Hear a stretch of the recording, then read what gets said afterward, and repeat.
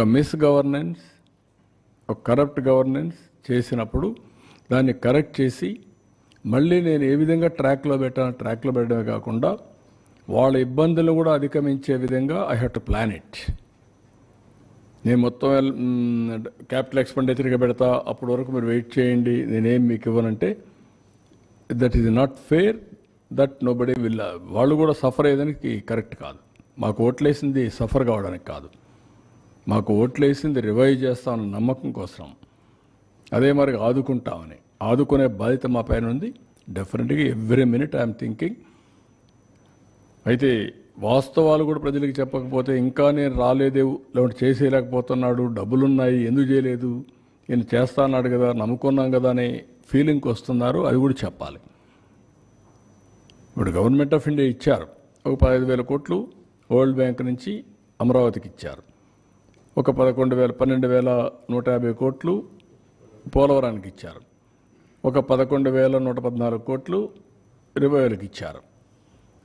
సరే, మిగిలిన కొన్ని మేము ఈ వర్క్స్ అన్ని మీద పెట్టడానికి కొంత శాఖ కింద కొంత ఫండ్స్ ఇచ్చారు. కానీ ఆ డబ్బులు నేను వెల్ఫేర్కి ఇవ్వలేకపోతున్నాను. కనీసం అక్కడ పెడితే రివైవ్ అయితే, డెవలప్మెంట్ అయితే నాకు ఆదాయం పెరుగుతుంది. ఆదాయం పెరిగితే ఇస్తాం. ఇంకొంచెం ఫ్లెక్సిబిలిటీ కోసం ఆలోచిస్తున్నాం. ఎక్కడ ఫ్లెక్సిబిలిటీ వస్తే అక్కడ అవసరమైతే బారో చేసైనా సరే I want to give my commitments. తల్లికి వందనం కానీ, లేకపోతే రైతులకు ఇవ్వాల్సిన రైతు భరోసా కానీ I want to give it. ఏది రైతైనా అవస్థపడాలి, గవర్నమెంట్ అయినా అవస్థపడాలి. నాకు ఫ్లెక్సిబిలిటీ ఉంటే నేను అవస్థ తీసుకోవడానికి సిద్ధంగా ఉన్నా. I will give it. ఆ ప్రయత్నంలోనే అనునిత్యం ఉన్నాం. మా డిపార్ట్మెంట్కి అదే చెప్పాం. They are also doing same exercise. ఒక్క నిమిషం కూడా వెయిట్ చేయాలి నాకు ఫ్లెక్సిబిలిటీ ఉంటే. ఇప్పుడే దాని మీద కూడా ప్లాన్ చేసుకున్నాం, వర్కౌట్ చేస్తున్నాం. I will come out. మీకెందుకంటే ఇవన్నీ కూడా మీరు ప్రజలకు తెలియజేయాల్సిన బాధ్యత మనందరికీ మీద ఉంది. It is only. అందుకే నేను చాలాసార్లు చెప్పాను, ఒక పబ్లిక్ పాలసీ, ఒక ప్రభుత్వాన్ని ఎన్నుకుంటారు. ప్రభుత్వం ఒక పబ్లిక్ పాలసీ ద్వారా ప్రజల జీవితాలను మారుస్తారు. ఇప్పుడు మీరు ఇక్కడ ఫిగర్స్ చూశారు. ఐటీకి ప్రాధాన్యత ఇచ్చాం, ఇన్ఫ్రాస్ట్రక్చర్కి ప్రాధాన్యత ఇచ్చాం. ఈరోజు తెలంగాణ రాష్ట్రం హైయెస్ట్ పర్ క్యాపిటల్ ఇన్కమ్ ఉంది బికాస్ ఆఫ్ దట్ పాలసీస్. ఈరోజు మేము తీసుకునే పాలసీస్ కూడా లాస్ట్ టైం 48,000 కోట్ల రూపాయలు ఖర్చు పెట్టాం. ఏది ఇరిగేషన్, ఇక్కడ మాత్రం నీరు చెట్లో పెట్టాం, నరేగాలో పెట్టాం. 68,000 70,000 కోట్లు ఖర్చు పెట్టాం. దానివల్ల గ్రౌండ్ వాటర్ రీఛార్జ్ అయ్యింది. ఈ సంవత్సరం మీరు చూస్తే 65% యాజ్ ఆన్ టుడే రిజర్వాయర్లో వాటర్ ఉండే పరిస్థితికి వచ్చింది. 35% మనం వాడే పరిస్థితికి వచ్చాం యాజ్ ఆన్ టుడే. అది పెద్ద సంపద. నెక్స్ట్ ఇయర్కు జూన్లోనే పంటకు నీళ్ళు ఇస్తాం. రాయలసీమలో ఏది కూడా హార్టికల్చర్కి ఇబ్బంది లేకుండా నీళ్ళు ఇస్తాం. It is a continuous process. ఇవన్నీ ఈ విధంగా వెల్త్ క్రియేట్ చేయడానికి మనం ఖర్చు పెట్టే డబ్బులు కూడా ఉపయోగపడాలి. రెండు బ్యాలెన్స్ కావాలి. పబ్లిక్ పాలసీ వల్ల ఈరోజు గవర్నమెంట్ ఆఫ్ ఇండియా కూడా మీరు చూస్తున్నారు, ఎవరైనా సరే ఒక మంచి పబ్లిక్ పాలసీ తీసుకొని ఆ పబ్లిక్ పాలసీ ద్వారా సమర్థవంతంగా అమలు చేయాలి. మళ్ళీ నేను బాగానే డబ్బులు ఖర్చు పెట్టాం, దోచేసాం, రిజల్ట్స్ రాలేదు, అవుట్కమ్ లేదంటే మళ్ళీ కుదరదు. It is a continuous process. That is where జీవితాలను కొన్ని గవర్నమెంట్స్ మనం ఉన్నాయి. ఈరోజు చైనా ఉంది. 78లో వాళ్ళు ఎకనామిక్ రిఫార్మ్స్ తీసుకొచ్చారు. చైనాతో సమానంగా వెళ్ళిపోయారు. మీరు ఒక ఇది పెట్టుకోవాలి. 78లో చైనా ఎకనామిక్ రిఫార్మ్స్ ఇచ్చారు. అరౌండ్ 80s ఆ ప్రాంతంలో అనుకుంటాను రెండు. రష్యా పొలిటికల్ రిఫార్మ్స్ తీసుకొచ్చారు. That is also a public policy. This is also a public policy. China super power అయింది, రష్యా ఎక్కడికో వెళ్ళిపోయింది. వై? అప్పట్లో Russia is more powerful than China, equal to USA USSR. Country divide అయిపోయింది. దిస్ ఈజ్ వేర్ ఒక వ్యక్తి వల్ల, ఒక పబ్లిక్ పాలసీ వల్ల ప్రజల జీవితాలే మారిపోతాయి, తారుమారు అవుతాయి. మీరు అనుకుంటారా ఏముంది 5 ఏళ్ళు కదా పోయిందని. 5 ఏళ్ళు కాదు పోయింది, 5 ఏళ్ళు విలువైన సమయం పోయింది. మళ్ళా తిరిగి కోలుకోలేని సమయం. నేను అందుకే చూపించాను అక్కడ. 15% కానీ మళ్ళీ గ్రోత్ వచ్చుంటే ఎక్కడికి వెళ్ళేవాళ్ళం? ఇన్ని ఇబ్బందులు వచ్చేటివి కాదు. ఇట్ ఈస్ అందుకనే ప్రజలు ఆలోచించుకొని ఎలాంటి గవర్నమెంట్ ఉండాలి, ఏ విధంగా ఉండాలి, ప్రజల్లో కూడా అవేర్నెస్ తేవడం మా బాధ్యత. అందుకనే ఇంత మునుపు నేను డెవలప్మెంట్ చేస్తూ పరిగెత్తా, మీకు ఎప్పుడు మరి చెప్పలా.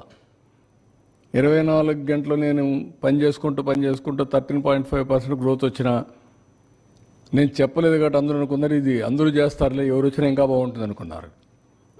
ముంచేసే కొందికి ఇప్పుడు అర్థమవుతుంది. అందుకని 93% స్ట్రైక్ రేట్ ఇచ్చారు. కానీ ఇబ్బందులు ఒకటేసారి అధిగమించలేం కదా. జరిగిన నష్టాన్ని ఇంకా 10 ఏళ్ళు పడుతుందా, 15 ఏళ్ళు? వారు చెప్పిన ఇప్పుడు 9,75,000 వడ్డీ కట్టాలా, రీపేమెంట్ చేయాలా, మళ్ళీ ఆదాయాన్ని పెంచాలా, మళ్ళా వెల్ఫేర్ ఇవ్వాలి. It is a extra Hercules task. దాన్ని అధిగమించి మళ్ళీ ముందుకు పోవాల్సిన అవసరం ఉంది. బట్ వేరే మార్గం లేదు. నన్ను చాలామంది అడిగారు, చాలాసార్లు అడిగారు, మీరు సెట్ చేయగలుగుతారని అడిగారు. అనుమానం. ఎకానమిస్ట్ అడిగారు, వీలవుతుందా, మీ వల్ల అవుతుందా, ఇవన్నీ అవుతాయా అని అడిగారు. వేరే ఆప్షన్ లేదని చెప్పాను నేను. There is no option. కానీ విజ్డమ్ ఒకసారి కొన్ని పనిచేస్తాయి. ఆ విజ్డమ్లో మేము ఎన్డీఏలో పార్ట్నర్స్ కావడం, వాళ్ళు కూడా కలిసి రావడం, కనీసం ఈరోజు ఈ ప్రాజెక్ట్స్ అన్నీ మళ్ళా సెట్ చేసి లైన్లో పెట్టాం కాబట్టి కొంత హోప్, రివైవల్ స్టార్ట్ అయింది. అది కూడా లేదనుకోండి, పెనం నుంచి పొయ్యిలో పడినట్టండి అది. That is where some times ఇవన్నీ వస్తాయి. అదే దీన్ని సిస్టమేటిక్గా చేసుంటే ఇన్ని ఇబ్బందులు వచ్చేటివి కాదు. అదే నేను చెప్పాను. నేను ఏ వ్యక్తుల గురించి మాట్లాడడం లేదు. మీరు అన్నట్టు వ్యక్తులు డ్యామేజ్ చేసిన 24 గంటల వ్యక్తుల గురించి మాట్లాడుతూ ఉన్నారు, కరెక్ట్ కాదు. I'm not talking.